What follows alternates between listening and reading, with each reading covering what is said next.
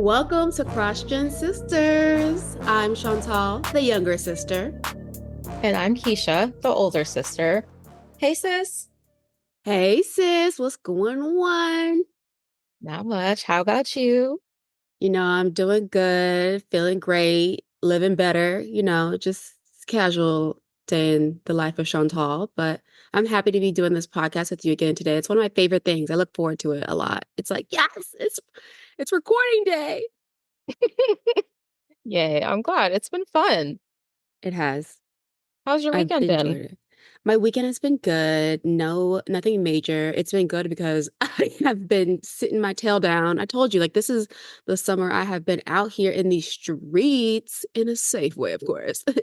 But it is just good to just take time to relax and do nothing. Like, I cleaned around the house, I took a nap, I watch the Olympics, which I'm glued to. I know we're talking about, just so you know, I'm prefacing this by saying like 60% of what I want to talk about in this episode is related to the Olympics because I'm obsessed with it, as you know.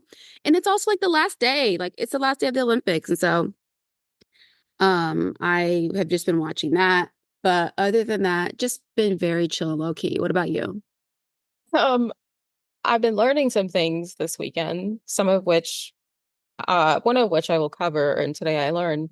But one thing is Flavor Flav is 60 years old. Did you know that? I had Yeah. no idea. I don't know why that's so, wait, not 60, 65. Yeah, I was gonna 65. say he's older than that. I mean, Like that's just halfway to 70. Like I just didn't, I mean, it makes sense because he's been around for a while, but he looks good. okay. To each their own. I definitely knew he was 65 because yeah. But I'm glad you realized that.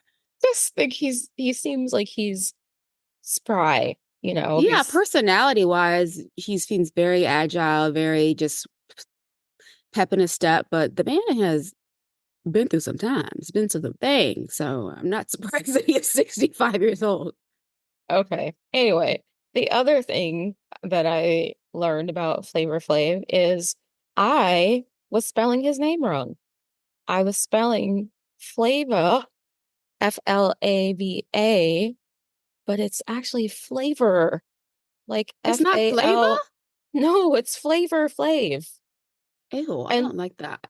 I put it on like our episode cover art. I put it on like our like Instagram like promos.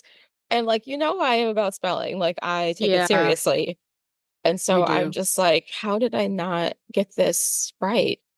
And I saw someone, the reason why I figured it out is because I saw someone post on Threads and they wrote Flavor Flav. And I was like, oh, that's just a very proper way of writing his name. But then I was like, let me just Google. And I was like, oh, shit. A flaw. A flaw. Wow. How? I You're like, don't know how to handle it. oh my gosh, I was wrong. How do I handle this? Oh, Imperfection.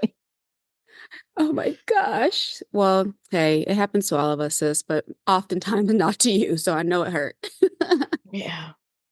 Well, with that, why don't we move on to the actual Today I Learned.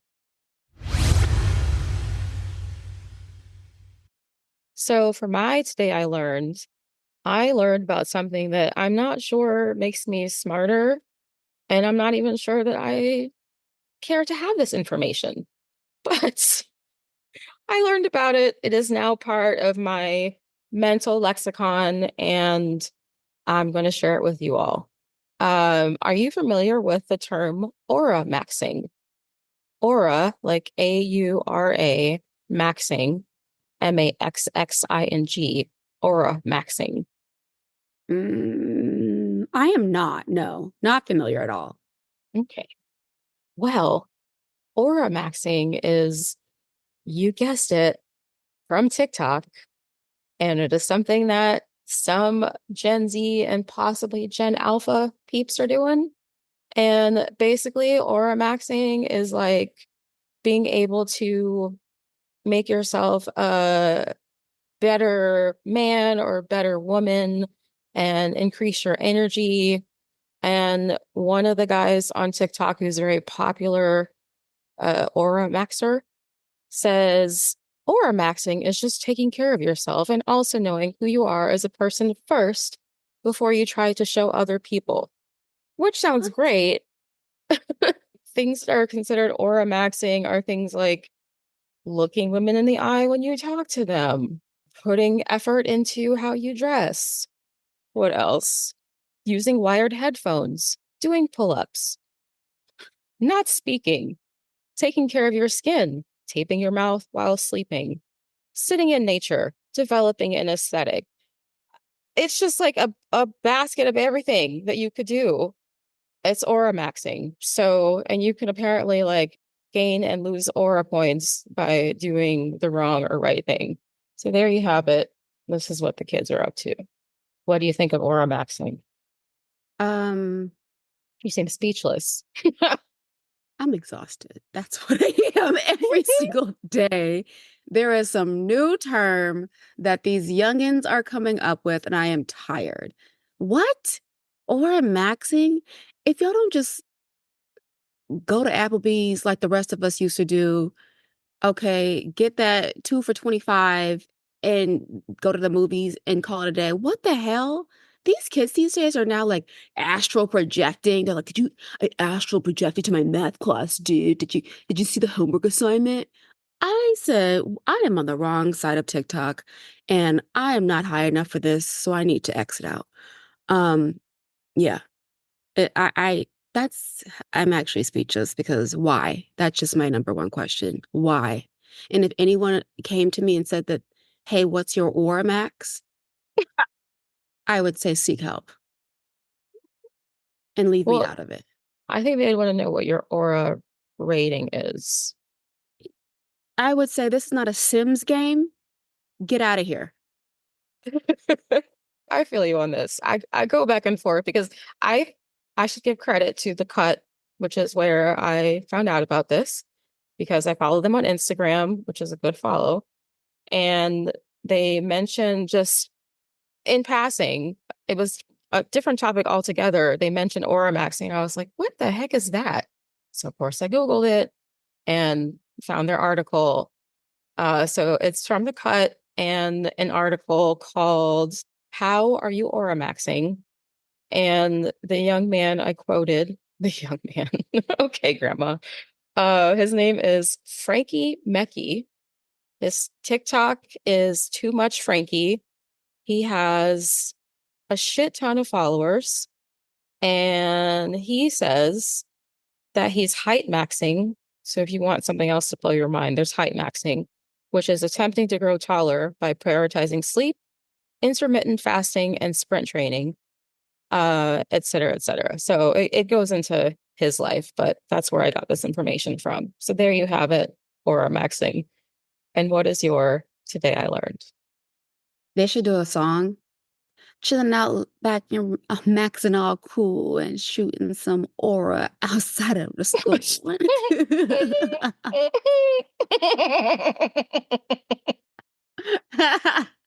You're welcome, kids.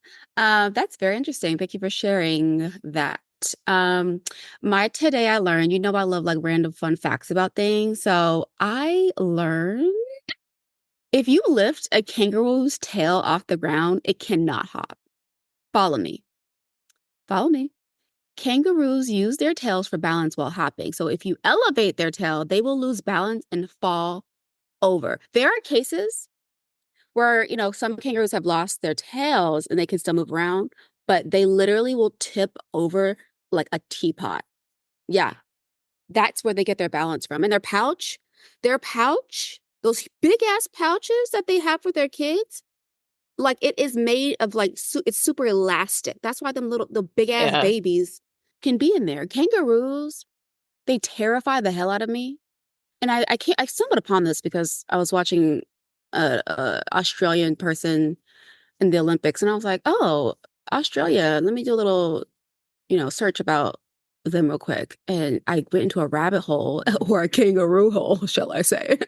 And I said, anyway, and I said, what the hell? What? Because kangaroos are terrifying to me. I think they're extremely scary. I feel like they would punch me in the face if I ever came across one. I feel like it would stand up on its hind legs. You've seen a kangaroo because you've been to Australia. I, however, never want to see one ever. But I found that fact to be very fascinating. I was like, wow, if I do see one, I'm tipping that goddamn tail, boom, and running. Because you're not getting me. You're not Right. getting me. Are you kidding me? A kangaroo could kill me.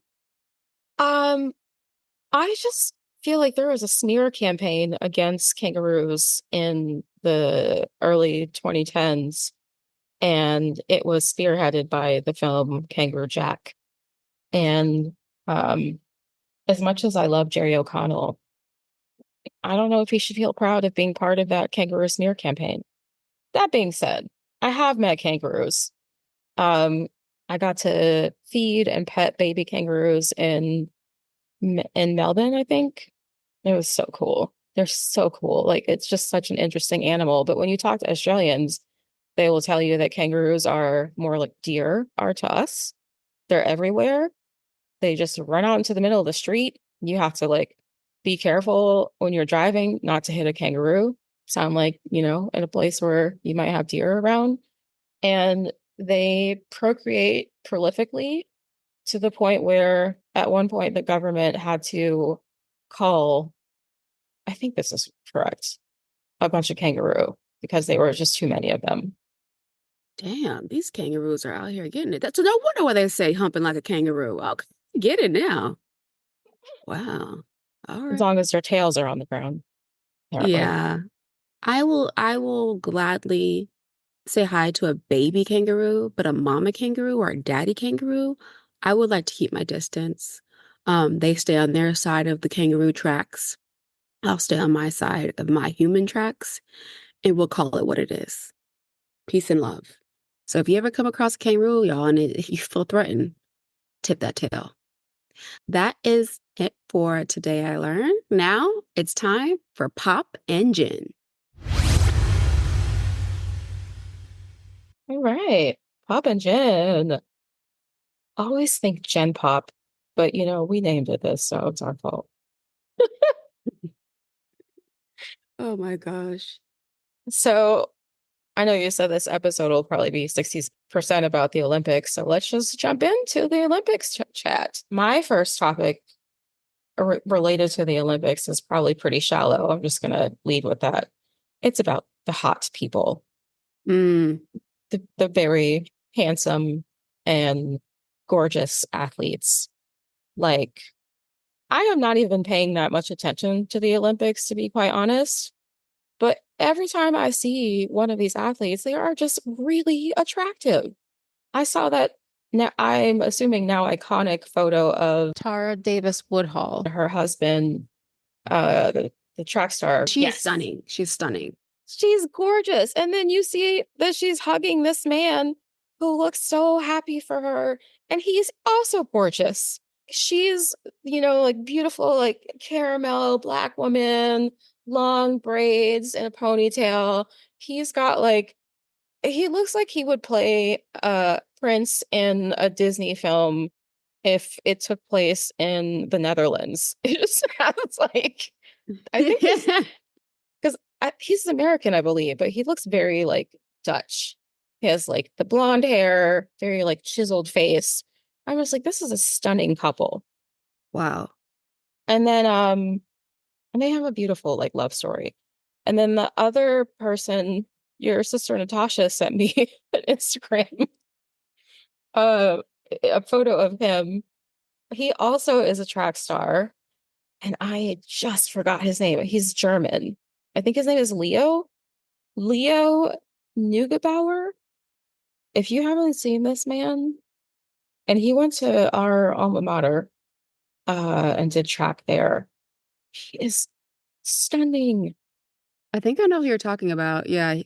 And your sister sent me a message and she said, "Do you have any alumni events coming up soon? Because I would love to be your I would love to Plus be your one. plus one."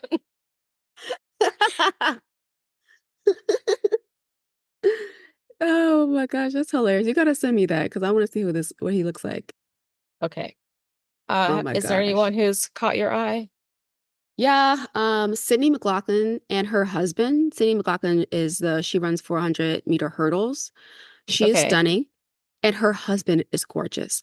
I am just like, when I see two gorgeous people, I am like, oh my gosh, imagine waking up to each other every morning, like just being shook, just jumping out of your bed because you're so goddamn pretty. Like, oh my gosh, like, damn. I just, you're to your point, like everyone that I've been seeing in these games just so attractive. And the girl from Ireland, oh, the dark skinned girl, chocolate skin from Oh Ireland. yeah, Isla I is saw like, oh, her. she is gorgeous. Oh my gosh. I said, come on, Ireland. But yes, I just love it's very nice to see these gorgeous people participating in their sport that they love so much. And I'm just like, I need to follow this outside of the Olympics because outside the Olympics, I don't follow any of these sports except for basketball. And so I will be tuning in more often. Speaking of attractive people, like attractive couples who must just be like, oh, you're so good looking all the time. Boris Kojo and Nicole Ari Parker. Oh my I gosh. just, I mean, do they just like look at each other in the mirror and think we're so lucky? We're just so lucky that we're together. It's like They're we hit the just, jackpot. We hit the lotto. Yeah. And they have gorgeous children too. So it also helps that you procreated and they also look good. So yeah, good for them. They won the pretty people lottery. sure did. The other thing about the Olympics is, have you been watching the Olympic highlight show that Kevin Hart and Keenan Thompson are hosting? Briefly, I've seen it. I like the show. Like, I want them to have a late night show and like rip off each other. And I want it to be uncensored like this is. Good on Peacock for letting them just like let the curses fly. It's like a nighttime talk show for adults just about the Olympics. And I really have been enjoying it. So I vote for more of them. Okay, I'll have to check out a full episode, but I think that their banter from what I saw was really cute. That was cute to see. Oh, and they have guests. Guess who one of their guests was? She was a Luann host. Luann No, Delaceps. no, but same network. She was a host. She was a host of Love Island USA. Okay. Your favorite Ariana Madix. Anyway. Yes, I know you had some Olympic topics you wanted to cover. Okay. So did you see that pole vaulter who's was pole vaulting and then his Johnson stood in the way between him and gold? He went to pole vault and his penis caught on the damn pole and it went down with him and he was like, damn. I was like, you got by the peen. My I gosh. heard about the bulge. Oh, that I was a hear that's what bulge. the media's been calling it as the bulge. The bulge. And then I love Victoria Monet posted over her remix of like all right. It's like he gave me some dick, and I think his dick was in bed.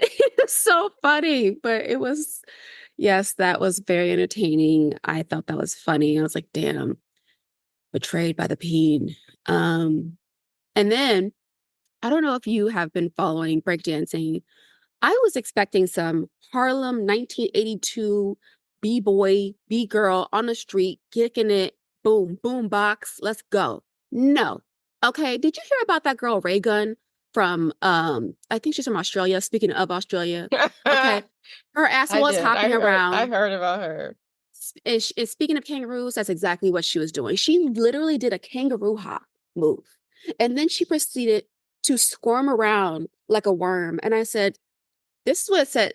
That was me. It's like when you lie on your job application. Like, how the hell did she get to the Olympics? How did she get there? She looked like she was flailing around.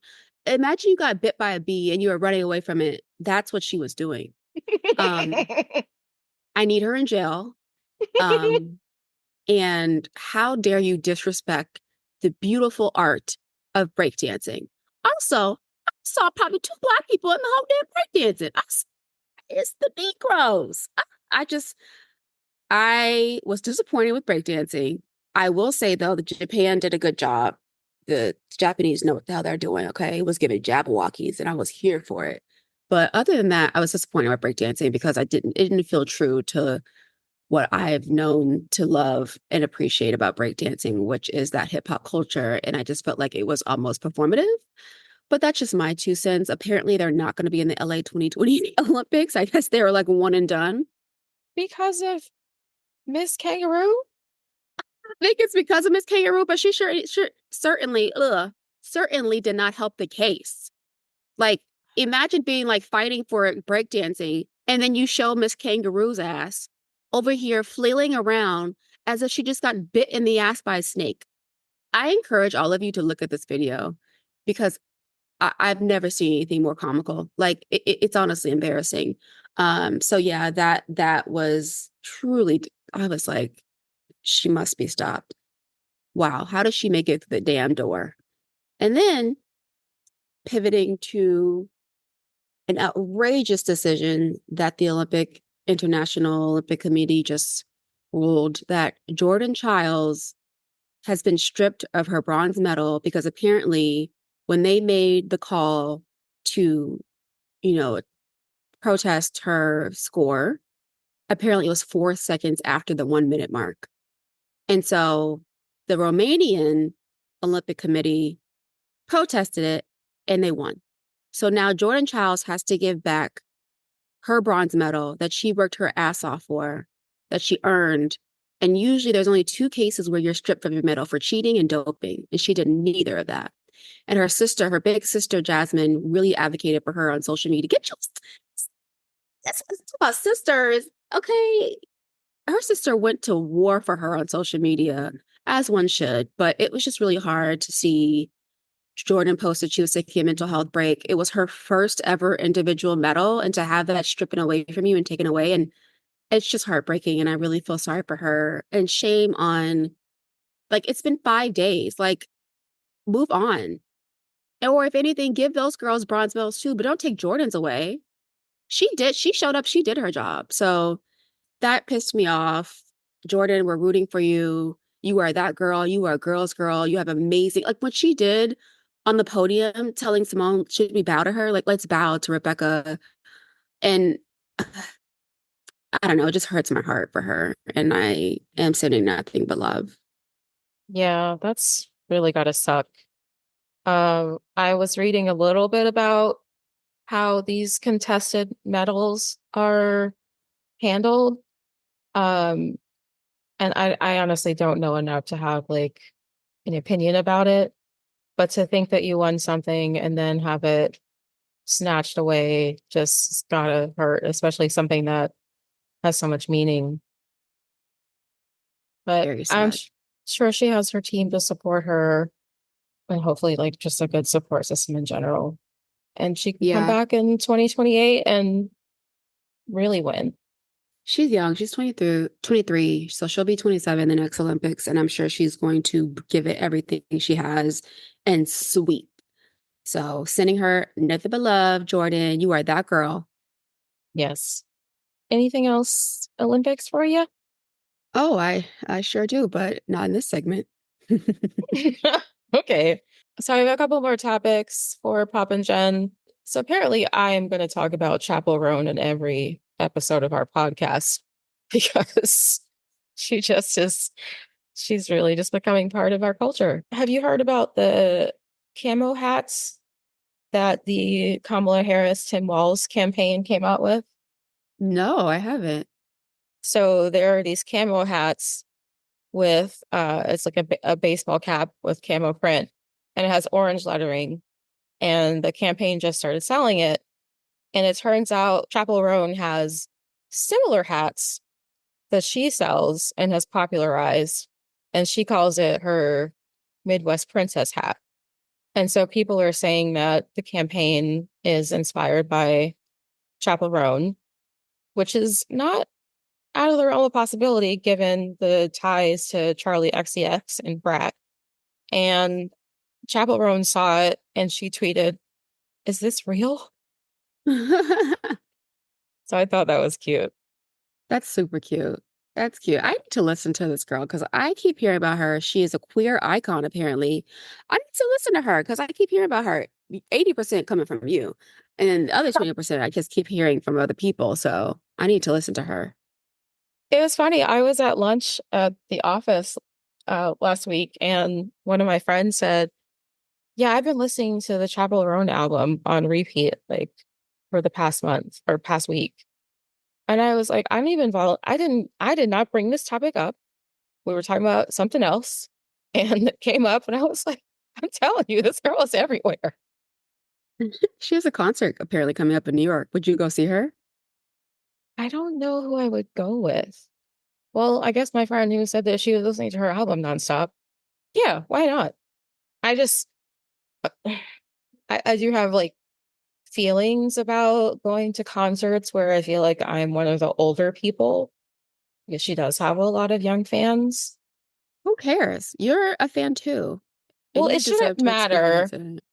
but the discomfort of that bothers me less than the idea of, as I said in the very first episode, I'm halfway to you kids get off my lawn, old ladiness, and I don't have a lot of patience for shenanigans. And when you go to concerts and people are drinking and vaping and smoking and snorting, shenanigans abound. So maybe we'll see. Anyway, Okay. my my last thing is I saw this article on Forbes about Gen Z slang, and there's nothing that irritates me more. No, there are things that irritate me more than slang that originates with the Black or Latino and LGBTQ plus communities being attributed to the whatever the youngest generation is. And so Forbes came out with an article on August 1st called Gen Z Slang is Revolutionizing Work Jargon by Jack Kelly.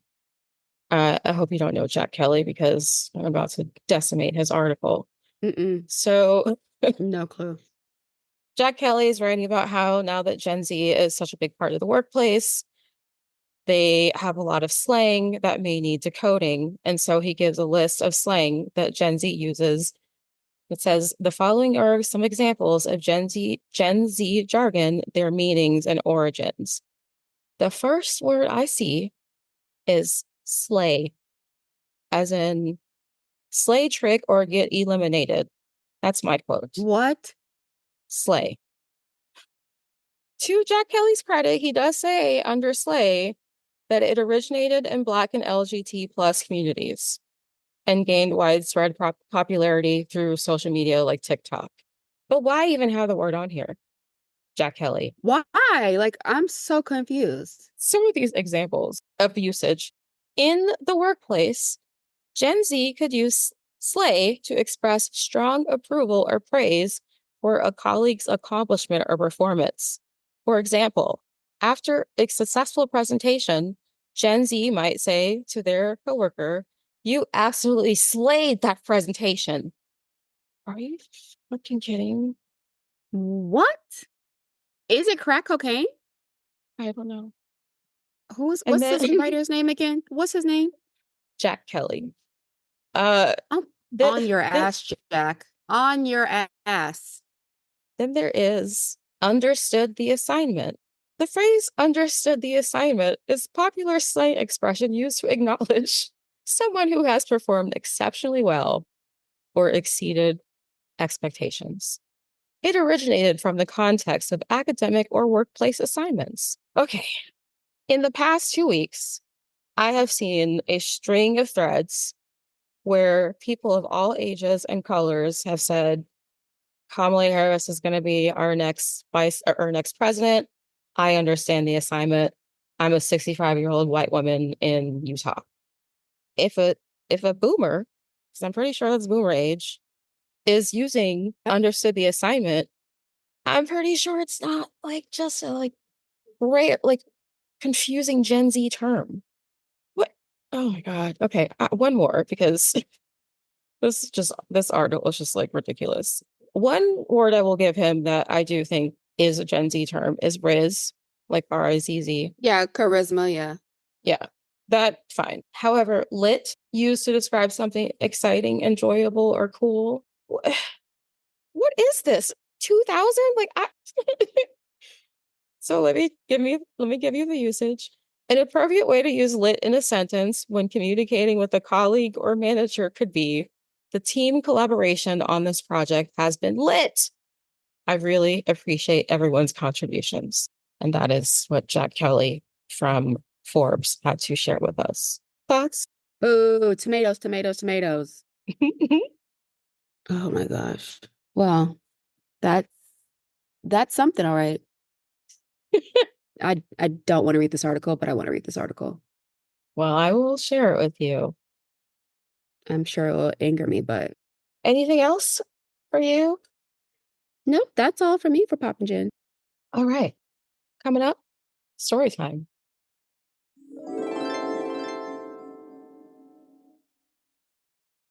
Well, okay, story time. So, in the spirit of the Olympics, I wanted to share a story that our sister Natasha reminded me of when she came to visit this week. We were watching gymnastics, and she goes, "Remember the time mom enrolled us in gymnastics for like a week?" And I instantly was brought back to that experience. So, mom enrolled me and Natasha into a gymnastics class. Natasha was very, very eager. She was a fan of Dominique Dawes. She was like, "Oh, I've got this." Natasha was a natural. Mom's there cheering her on, and then it's my turn for my age group to practice. I had my little leotard on, everything. I was ready. I was like, "Oh my gosh, like I'm going to the Olympics. Like I'm about to be that girl." I'm around age between ages 5 and 8. That's about how old I was. Mind you, this is around the era where I was a little chunky little thing. So I'm on the balance beam, and the instructor is telling me what to do, blah, blah, blah. I take it upon myself to jump up in that, trying to attempt that elegant jump up move that the Simone Biles and the Suni Lees of the world do. I directly fell right on my crotch on the balance beam. Ouch. When I tell you, in that moment, I said, "Well, I have kids, I have children." We move it over to the vault. Have you seen that trend that says, "Unfortunately, I didn't make it to the Olympics 2024"? Yes, you just had yours. If there was social media and cameras back then, which I'm glad there wasn't, oh my gosh. I called myself running to the vault. And you know how like chimpanzees run or like Oh gorillas no. run? I call myself running like a gorilla towards the vault, Don't do running that to like that. yourself. And then I get up on the vault and I push myself up, and I remember just falling on my back. And I remember people laughing at me. Is this real? You can ask Natasha. She was there the whole time. It was just an utter disaster. Mom was being encouraging, and she was like, "You can try again." I said, "There's no trying again." I literally was like, "Oh, yeah, this isn't for me. This is not for me. This isn't for me." I suck at this. I suck. And that was when I said, I'm going to stick to the rivers and the lakes that I'm used to. And gymnastics is not one of them.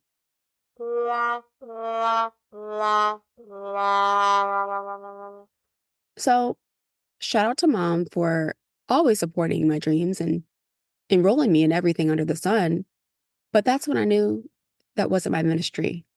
And every time I see these girls doing gymnastics, I'm reminded, wow, that takes a different type of strength, a different type of perseverance, and a different type of just willpower, because it is not easy whatsoever. And so I tip my hat to them. So that's my experience in gymnastics for a total of a week, 1 week in gymnastics. I don't want to, I'm not trying to judge you, but it seems like you went from 0 to 100 in this week. Like, Yep. I mean, I commend your enthusiasm, but like, why were you trying to be in the Olympics? And it was your first week of gymnastics. I don't know.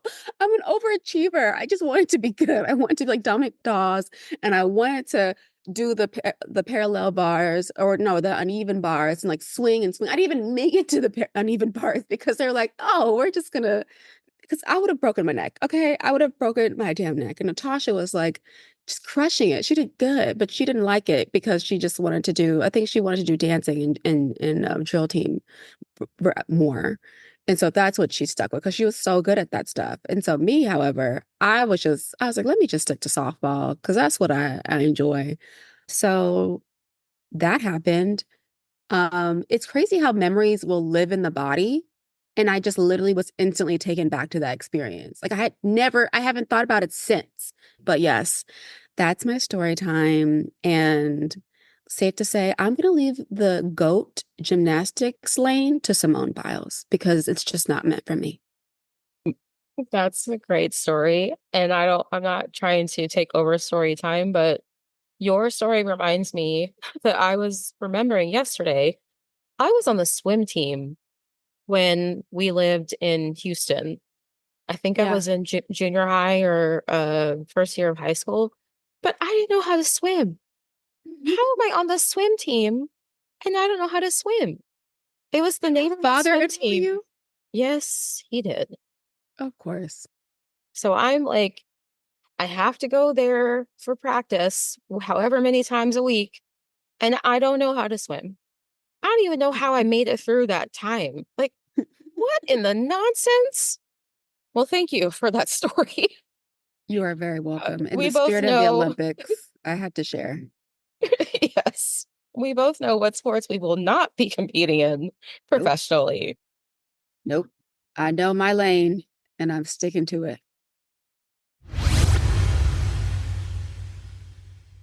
It's time for our last segment on our screens and through our earbuds.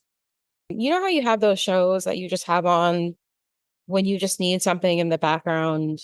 Some people do that with movies. I can't just have like the movie I've seen like 8 times on in the background. It's just not the same for me.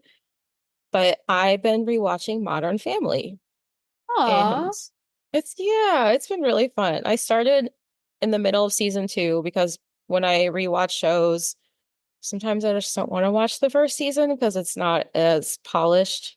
Like they don't Yeah. have everything like working as gelled as, when they get into the groove of the second season. And chemistry, yeah. And I'm still laughing. Like it's just still, it's funny. I love Phil. He's just so ridiculous. Cam and Mitchell are over the top as usual. I think I appreciate Sofia Vergara's character even more now. Hmm. Like her and just her like comedic timing. But yeah, it's a great show. So I've been rewatching that. Yeah. You introduced me to that show. I remember.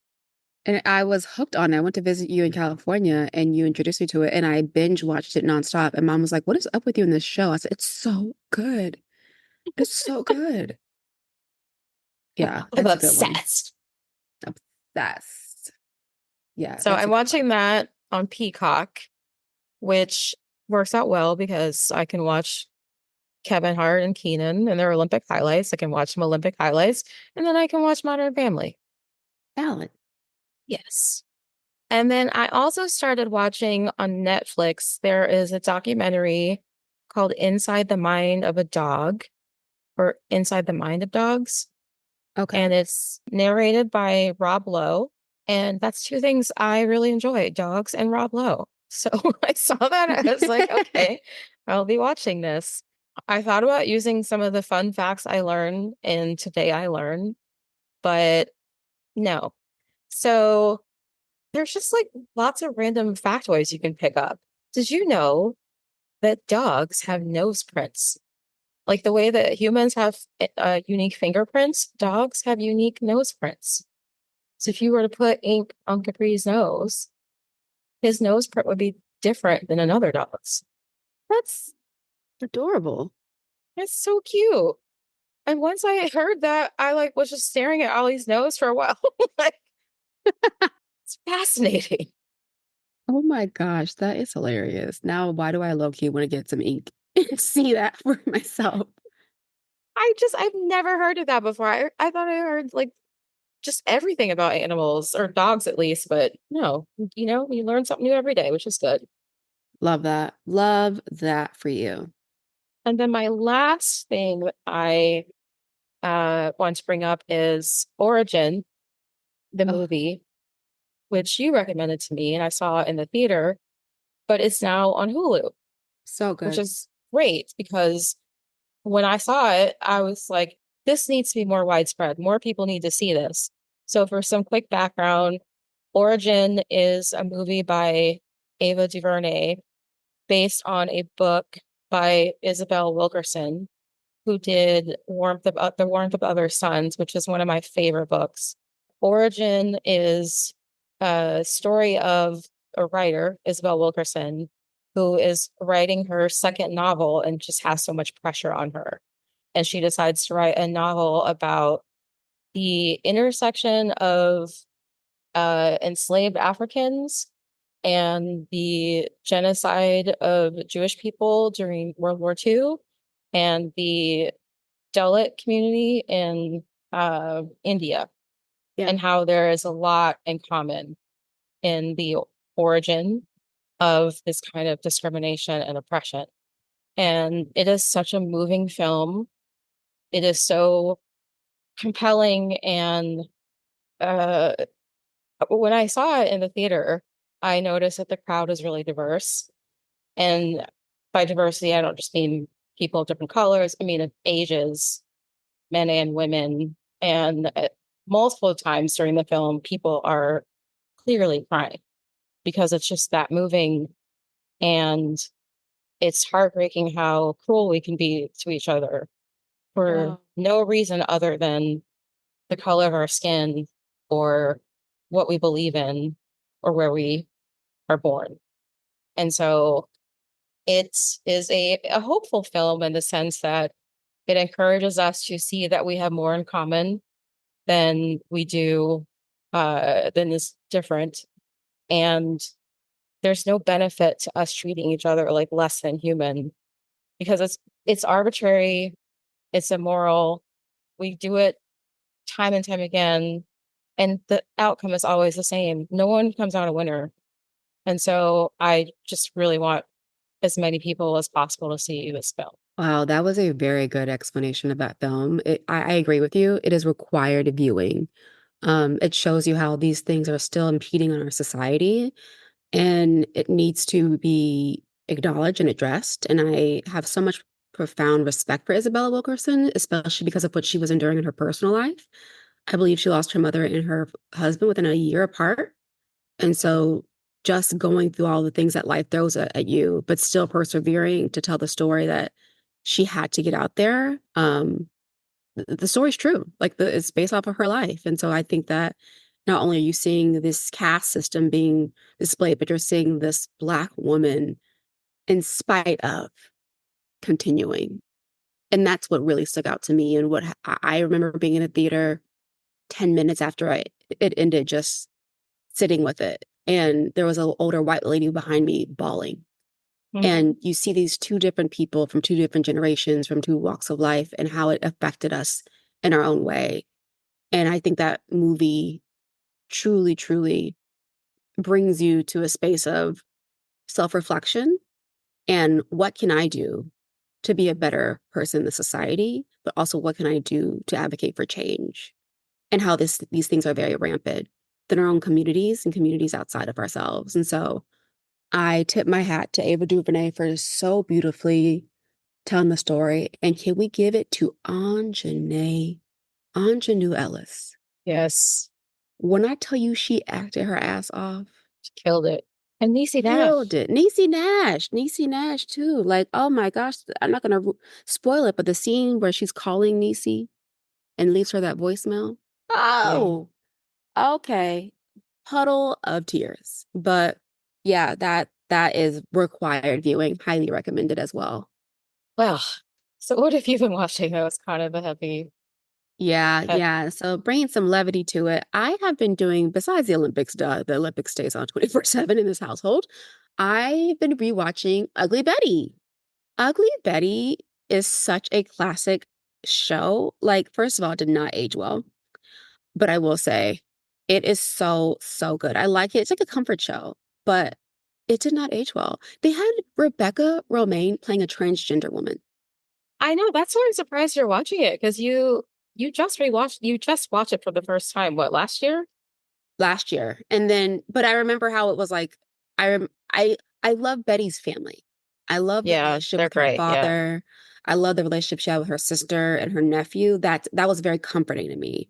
And so I love the dynamic of how her support system was. But that office she worked in, oh, oh, microaggressions, macroaggressions, you name it.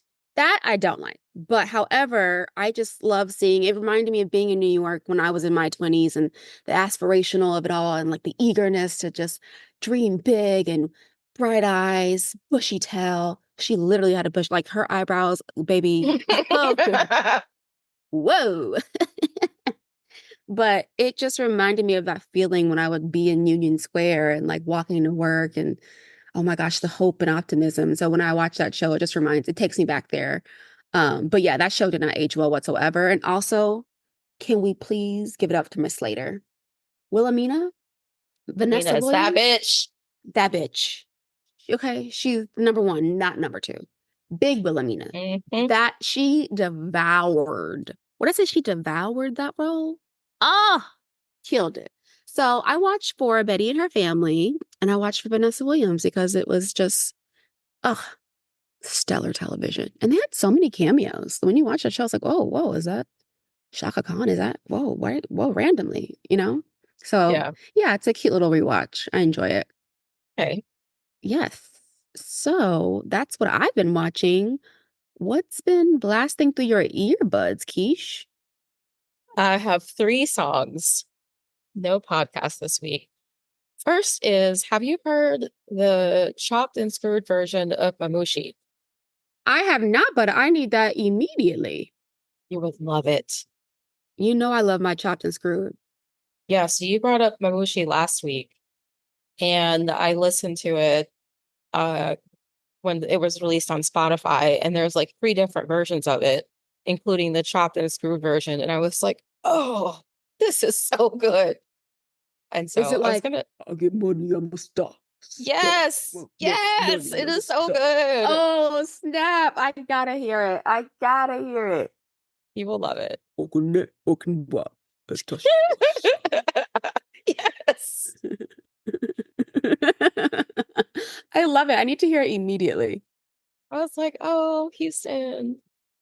And then Ooh. the other song is Wannabe, the remix with Cardi B. I feel like Cardi is like in this remix, I feel like she sounds like her Bodak Yellow self. Like just the flow Yeah. of her rap. I really like it. Yeah. Hmm. Go see. Go see. Kim see. Go see.